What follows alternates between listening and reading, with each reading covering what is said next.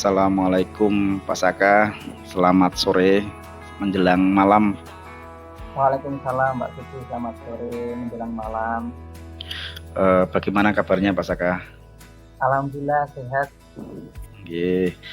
Ini terima kasih Pak Saka sudah mau meluangkan waktu untuk kegiatan ini ya.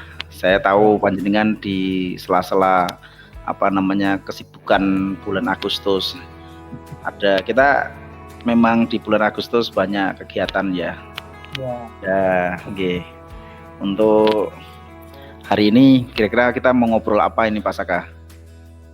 Ya pasti saya tuh ingin mengobrol tentang perilaku peserta didik yang ketika dalam menjalankan kegiatan ibadah di masjid, mereka itu sepertinya belum memahami adab dari di masjid, lebih tepatnya mereka masih berguyonan di masjid begitu. Oh gitu. Jadi ini anak-anak panjenengan yang banyak anak yang belum memahami atau belum kusuk gitu ya dalam kegiatan sholatnya atau gimana Pak Saka? Iya betul pasti. Jadi mereka itu mungkin dikarenakan memang belum pahamnya adab di masjid sehingga mereka cenderung membuat ketidakhusuan, artinya ngobrol-ngobrol atau berkerumun sehingga menyebabkan yang lainnya juga tidak khusyuk. Ya. Kemudian dalam pembicaraan ini nanti Pak Saka, karena waktu kita juga sempit, apa yang kira-kira mau diharapkan dari obrolan kita sore hari ini atau menjelang malam ini Pak? Ya, saya berharap dari obrolan hari ini mungkin dengan nanti dengan Pak Suci saya menemukan sebuah ide atau sebuah cara untuk membuat mereka itu dia lebih paham, artinya lebih tenang, lebih khusyuk ketika berada di masjid, sehingga tercipta suasananya khusyuk bagi masing-masing dan untuk seluruh orang yang di masjid. Ya. Pak Saka, kalau boleh saya bertanya, itu anak-anak posisi sholat duhanya secara keseluruhan atau seperti apa Pak Saka? Kalau untuk waktunya memang secara bersamaan, artinya memang waktunya kami di pukul 9 itu seluruhnya aktivitas KPM berhenti sejenak sampai setengah 10. Di waktu itu mereka seluruhnya menuju ke masjid, meskipun sholat duhanya tidak bersama-sama atau tidak jamaah. Harapannya bagi mereka yang mau sholat 2 rakaat ya oke, yang mau lebih sampai 8 rakaat juga boleh. Oh gitu. Jadi kalau saya boleh intikan itu bahwa anak-anak melaksanakan secara sendiri-sendiri gitu, ya Pak Saka?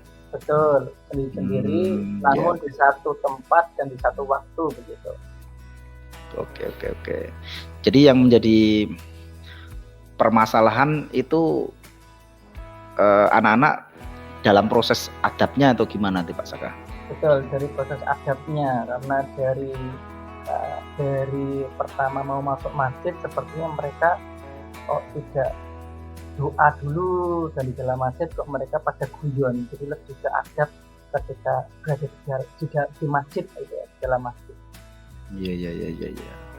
Kalau boleh saya tanya, kira-kira skalanya berapa Pak Saka anak-anak yang tadi guyonan itu, kalau yang belum mencapai harapan panjenengan itu berapa persen atau berapa kalau angka 1 sampai 10? Ya kalau menurut saya sih 6, di skala 6 ya, anak-anak yang sudah mulai tahu bahwasanya mereka di masjid harus seperti apa, tenang dan itu skala 6 lah.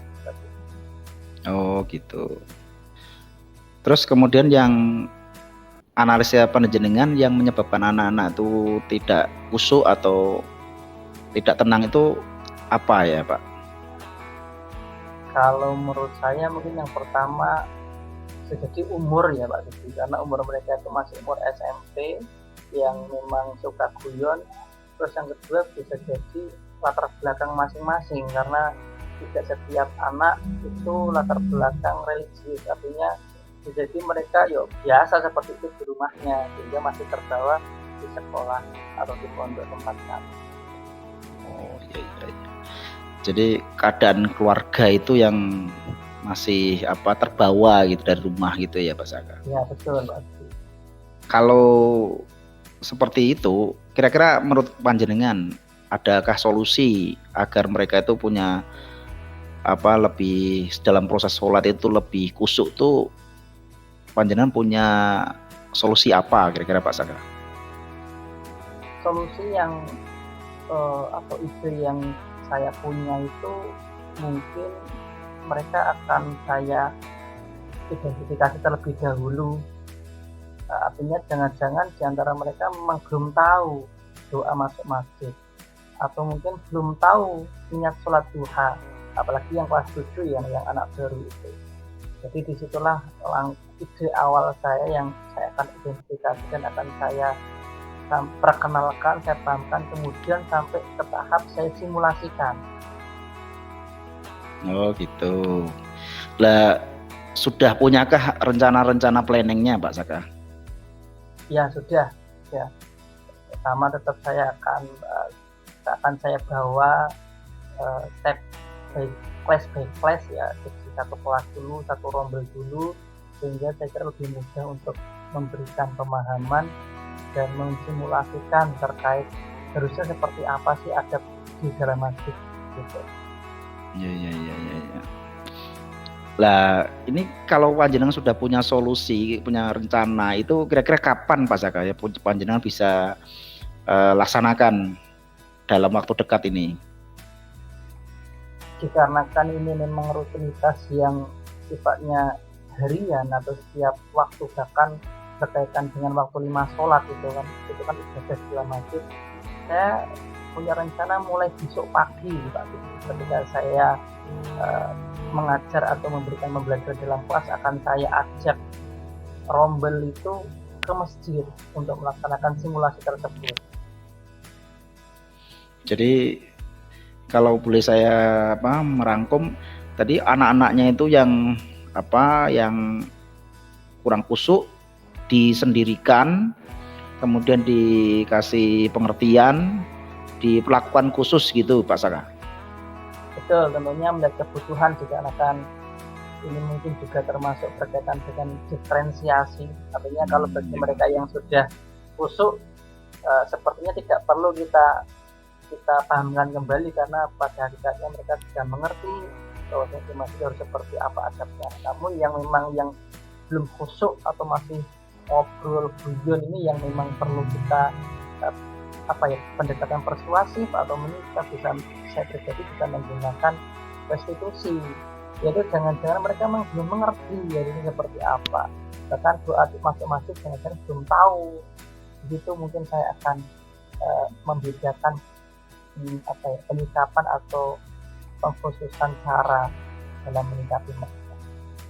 Oke Pak Saka, jadi kalau menurut panjenengan rencana program panjenengan itu prospeknya keberhasilannya bagaimana Pak Saka? Ya kalau menurut saya tentu itu membutuhkan proses yang panjang ya, karena saya pribadi meyakini bahwasanya ketika hal-hal yang berkaitan harian itu tidak akan lepas dari karakter yang memang diawali dari pembiasaan setiap hari. Jadi harapan saya dengan memberikan sebuah treatment atau pengkhususan bagi mereka yang belum tahu adab, itu harapannya ya mereka menjadi terbiasa sehingga itu menjadi karakter, dan ketika mereka tidak di tempat sekolah atau di pondok pun, di luar nanti ketika liburan pun ya harapannya tetap sama, mereka tahu ada di masjid harus seperti ini, sebelum masuk harus doa, dalam harus khusyuk. Ya, keren Pak Saka, jadi dengan keren. Terus yang menjadi pertanyaan selanjutnya, yang kira-kira bisa membantu panjenengan untuk memperlancar rencana kegiatan ini, kira-kira siapa Pak Saka? Kalau menurut saya yang pasti pertama yang akan saya libatkan guru agama ya, guru agama yang dalam tanda petik mereka sudah mempunyai kompetensi atau pengetahuan dasar terkait ilmu adab di dalam masjid, Sehingga harapannya ketika mereka mendampingi para peserta didik, mereka dengan mudah mengidentifikasi dan memberikan sebuah ilmu bagi mereka yang atau pengertian bagi mereka yang belum busuk. Dan yang kedua, tentunya saya akan minta bantuan ke wali kelas. Setidaknya wali kelas juga ikut bisa memberikan pemahaman atau ya ikut mendampingi terkait proses pembiasaan di dalam penciptaan ketenangan atau khusyuk di dalam masjid. Oke Pak Saka, kayaknya program panjenengan harus segera dilaksanakan itu, karena saya melihat sangat prospek dan saya berharap nanti suatu saat kalau sudah panjenengan sudah laksanakan bisa, kapan kita kira saya bisa menghubungi jenengan lagi mengetahui kesuksesan itu Pak Saka? Ya pasti mungkin kurang lebih ya saya tetap butuh waktu mungkin 2 minggu karena memang proses ini sepertinya cukup harus lebih telaten gitu.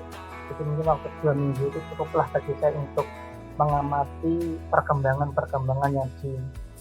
yang dilakukan oleh yang ada di perilaku peserta didik ketika di dalam masjid. Oke Pak Saka, ya saya berharap program panjenengan bisa sukses Pak Saka. Amin. Ini sesi yang kita sudah mendekati akhir Pak Saka. Dari refleksi kira-kira apa yang panjenengan dapatkan ini kira-kira Pak Saka dalam obrolan kita sore hari ini?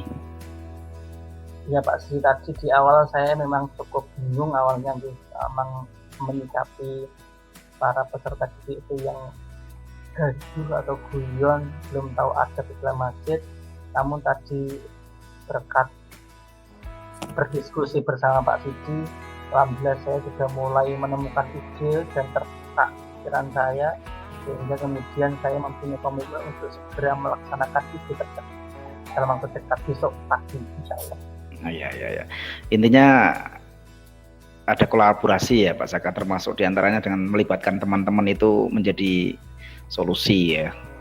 Betul Pak. Saya berharap karena bagaimanapun ya tidak bisa untuk sendiri ya, karena perlu monitoring banyak orang karena ini berkaitan dengan pembiasaan perilaku. Oke.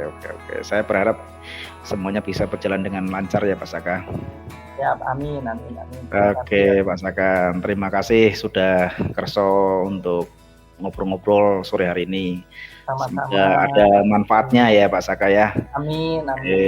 Terima kasih Pak Saka sudah mengganggu panjenengan dan kita akhiri untuk kegiatan kita ya Pak Saka, ngobrol-ngobrol ini ya. Ya. Sehingga berlangsung lanjut nanti pertemuan selanjutnya. Terima kasih Pak Saka. Assalamualaikum. Waalaikumsalam warahmatullahi wabarakatuh.